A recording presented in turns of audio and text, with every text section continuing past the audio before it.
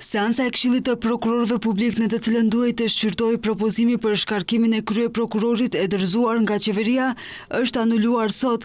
Kryetaria e Këshillit të Prokurorëve Publik Dushica Dimitrievska njoftoi se seanca është anuluar për shkak se nuk ka pasur kworum.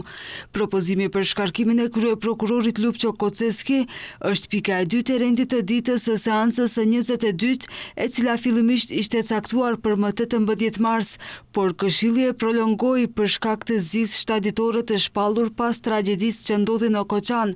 Afatet për shqyrtimin e propozimit për shkarkimin e Koceskit ende vijojnë dhe Këshilli do të duhet të shqyrtojë propozimin më së voni javën e ardhshme. Kujtojmë se kryeministri Ristian Mickoski dje paralajmëroi se procedura për shkarkimin e Kocevskit, e cila në shkurt të këtij viti u inicua nga qeveria, do të mbetet në fazën në të cilën gjendet momentalisht për shkak të tragjedisë në Koçan, e cila po hetohet nga 11 prokuror. Mickoski tha se prokurorëve që punojnë në këtë rast duhet t'u jepet shans të bëjnë punën e tyre.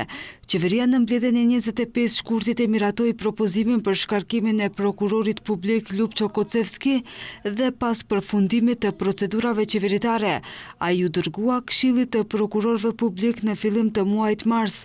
Propozimin për shkarkimin e tij Kocevski e ka marrë më 6 mars, 10 ditë para se të ndodhte tragjedia në Koçan.